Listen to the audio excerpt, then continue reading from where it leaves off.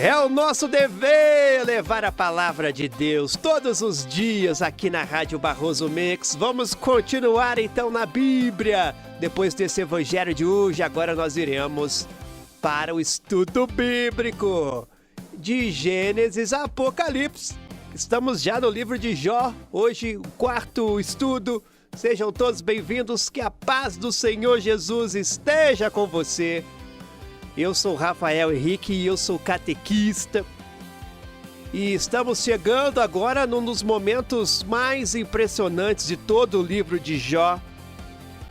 Essa semana tem sido intensa, cheia de emoção. E a gente ainda não terminou. Vamos lembrar rapidinho aqui do caminho que a gente já percorreu até aqui. Na segunda-feira, nós fizemos uma introdução, inauguramos os livros sapienciais.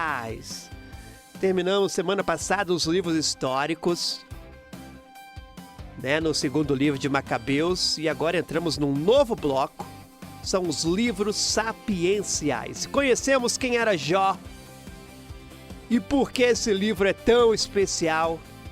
Na terça-feira nós vimos a cena no céu entre Deus e Satanás, e a perda devastadora que Jó sofreu num único dia.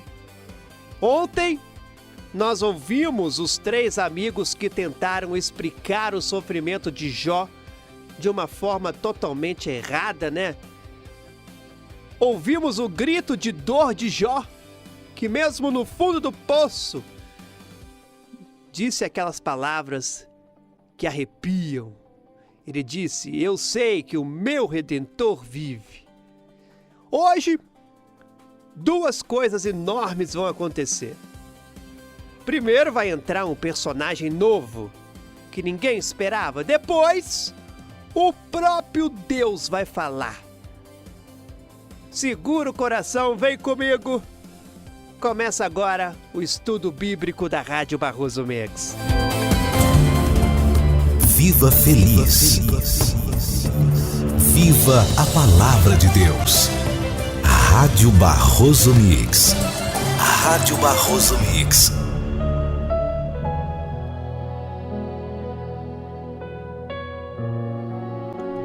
O personagem novo se chama Eliú.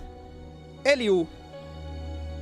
Ele é mais jovem que Elifaz, que Bildade e Zofar, aqueles três amigos de Jó. Ele é mais novo, Eliú é mais jovem. A Bíblia conta que ele ficou calado o tempo todo. Ele ouviu tudo ali que aqueles amigos disseram para Jó. Ele ouviu todas as rodadas de discursos, por respeito, aos mais velhos. Na cultura oriental daquela época, quem era jovem esperava os mais velhos falarem primeiro. Era uma questão de educação, de respeito, de saber o seu lugar. Então Eliú, nosso personagem novo, ouviu tudo em silêncio. Ouviu os três amigos repetindo a mesma coisa. Ouviu Jó gritando de dor. E ele ficou ali quieto, prestando atenção em cada palavra. Mas, depois de ouvir tanta coisa, Eliú não aguentou mais segurar. A Bíblia diz que ele se encheu de ira. Não era uma ira de maldade, não era assim uma raiva daquela que destrutiva, não. Era uma ira santa. Digamos que ele ficou indignado. Uma indignação de quem viu algo errado acontecendo e sentiu que precisava falar alguma coisa. Ele ficou bravo com os três amigos, porque depois de tanto discurso não conseguiram dar uma resposta boa para Jó, uma resposta que prestasse. Só repetiram o mesmo disco arranhado. Se você não ouviu o encontro de ontem, o que os amigos disseram era que Jó tinha pecado muito, que ele deveria se arrepender, tudo isso era por conta dos pecados dele. E Eliú ficou bravo com Jó também. Com Jó também, porque em certos momentos Jó parecia querer se justificar demais diante de Deus. Quase como se estivesse disputando um julgamento. Então o discurso de Eliú tem um tom diferente, completamente diferente dos outros três. Enquanto Elifaz, Bildade e Zofar ficaram batendo na mesma tecla o livro inteiro, Eliú trouxe uma perspectiva nova. Ele disse algo mais ou menos assim: e se o sofrimento tiver um propósito que a gente não consegue enxergar agora, Jó? E se Deus permitir a dor para ensinar algo que não se aprende de nenhum outro jeito? E se o sofrimento for em certos momentos da vida uma escola e não um castigo? Uma preparação para algo maior e não uma punição? Eliú, então, deu um exemplo muito bonito e muito prático para explicar o que ele queria dizer. Ele falou que Deus se comunica com o ser humano de várias maneiras diferentes. Por sonhos durante a noite, por visões, por situações no dia a dia que chamam a atenção, e também pela dor no corpo e na alma. Quando alguém está deitado na cama, sofrendo, sem conseguir fazer mais nada, da vida normal, às vezes é justamente nesse momento de parada, uma parada forçada, que Deus consegue abrir os ouvidos da pessoa. É nesse silêncio que a pessoa finalmente escuta algo que nunca ouviria se ela estivesse ocupada com a correria ali do dia a dia. É como se Deus usasse a dor como um megafone bem potente. Quando tudo está barulhento na nossa vida, quando estamos correndo de um lado para o outro sem parar, trabalhando ou resolvendo problemas, cuidando de 1000 coisas ao mesmo tempo, respondendo mensagens no telefone, a gente simplesmente não para escutar a voz de Deus. Não sobra tempo, não sobra silêncio. Mas quando a doença chega, quando o problema obriga a gente a parar, quando não tem mais como correr, aí, naquele momento ali de quietude forçada, a gente finalmente ouve o que Deus queria dizer há muito tempo. Vou te dar um exemplo bem concreto, que eu tenho certeza que você já viu acontecer. Quantas pessoas você conhece que só pararam para pensar na vida, para olhar para dentro, para refletir sobre a família, sobre Deus, sobre o que realmente importa? Quantas pessoas você conhece que só pararam para pensar na vida quando passaram por um problema sério? Uma doença que assustou, um acidente que quase tirou a vida, uma perda que virou o mundo de cabeça para baixo. Antes desse problema, a vida era pura correria, não é? Trabalho de segunda a sábado, compromisso atrás de compromisso, celular na mão o dia todo, televisão, e Deus ficava ali no cantinho, esquecido, guardado para ser lembrado só numa emergência.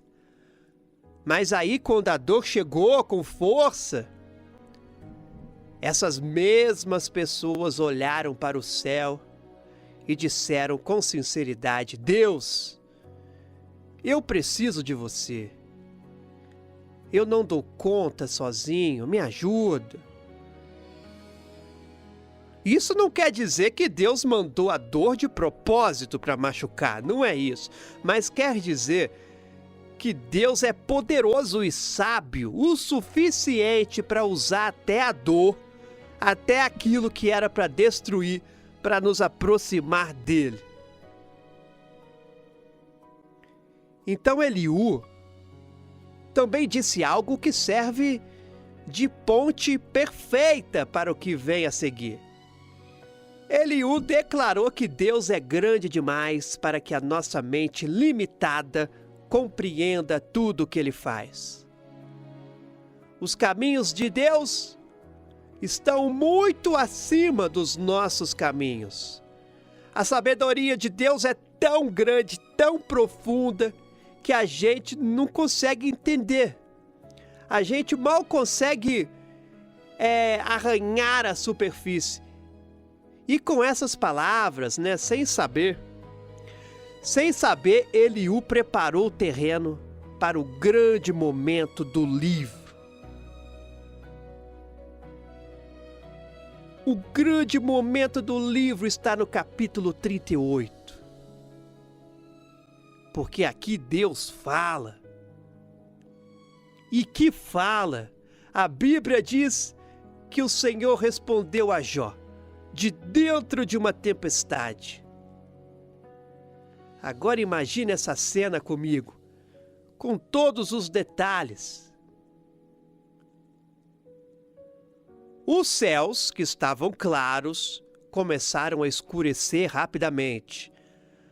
Nuvens pesadas, escuras, carregadas, se formam no horizonte e vêm se aproximando. O vento também começa a soprar forte, levantando poeira, areia.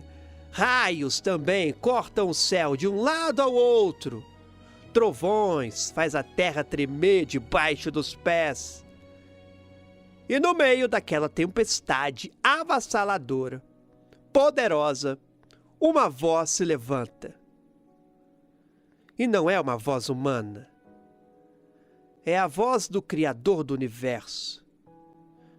Do Deus que fez os céus e a terra, os mares e as montanhas e tudo que existe. Imaginou a cena? E agora Deus começa com uma pergunta que coloca Jó no seu lugar. Não com crueldade, mas com grandeza. Deus diz: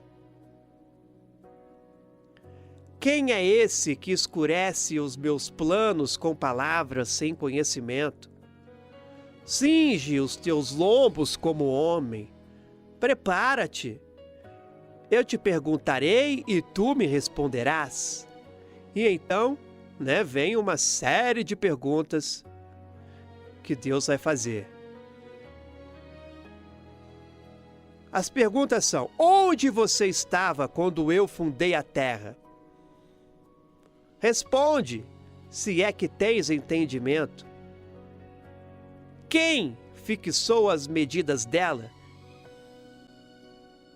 Quem estendeu sobre ela o cordel de medir? Sobre o que estão firmadas as suas bases? Quem colocou a pedra angular enquanto as estrelas da manhã cantavam juntas e todos os anjos gritavam de alegria? Mais perguntas. Você já mandou a manhã nascer? Já mostrou à aurora o caminho dela? Já entrou nas fontes do mar profundo? Já caminhou pelo fundo do abismo? Já viu as portas da sombra da morte?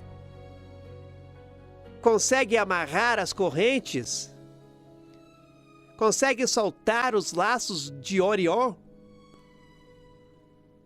Conhece as leis que governam os céus? É você que manda a chuva cair sobre a terra? A cada pergunta, o silêncio de Jó ficava mais profundo, mais pesado, mais revelador. Porque a resposta, para cada uma dessas perguntas era uma só, era não. Ele iria responder: eu não estava lá quando o Senhor criou tudo. Eu não sei como as estrelas se mantêm no lugar. Eu também não consigo controlar o mar, nem a chuva, nem o vento. É exatamente esse o ponto que Deus quer mostrar. Deus não estava humilhando Jó, não. Não estava zombando da dor dele. O que Deus estava fazendo era que ele estava revelando algo que Jó tinha perdido de vista no meio do sofrimento.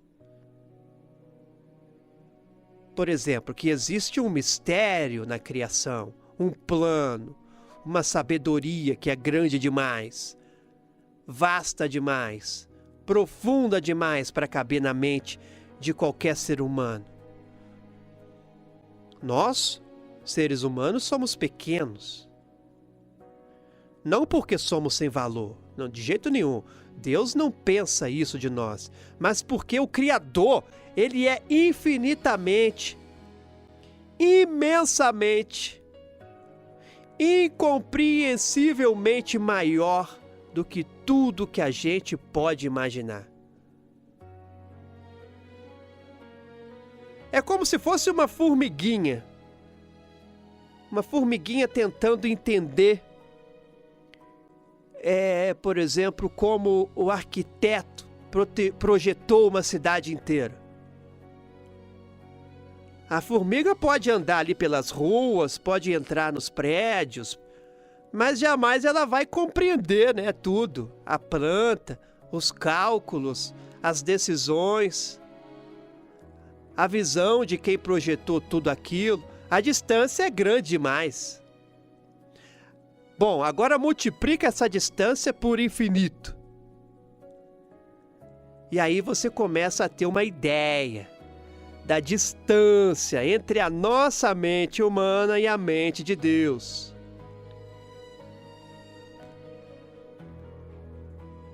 Deus também descreveu 2 animais impressionantes.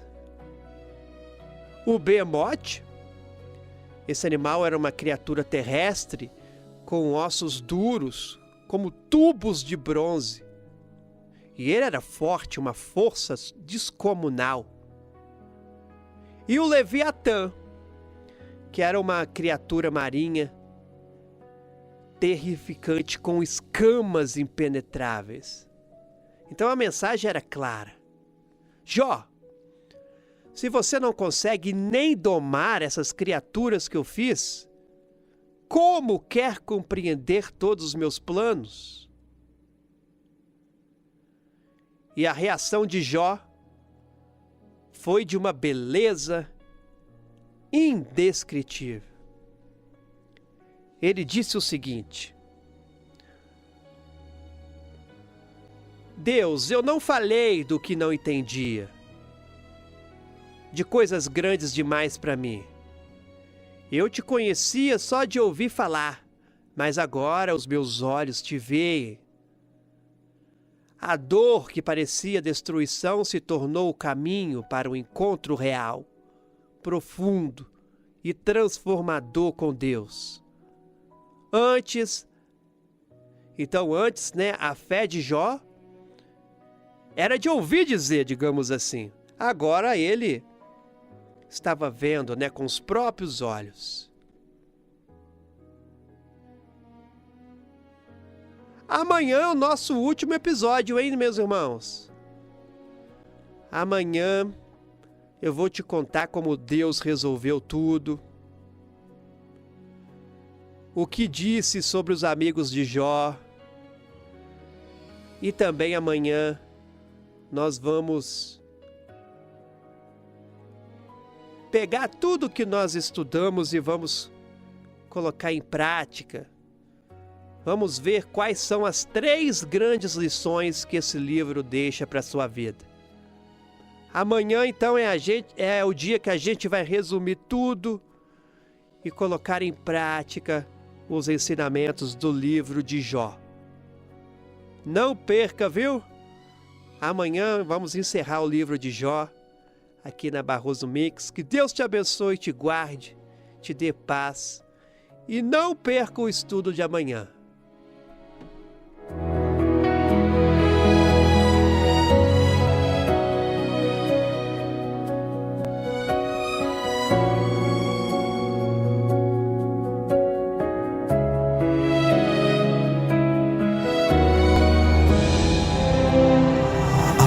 Palavra de Deus no seu coração. No seu coração. Rádio Barroso Mix.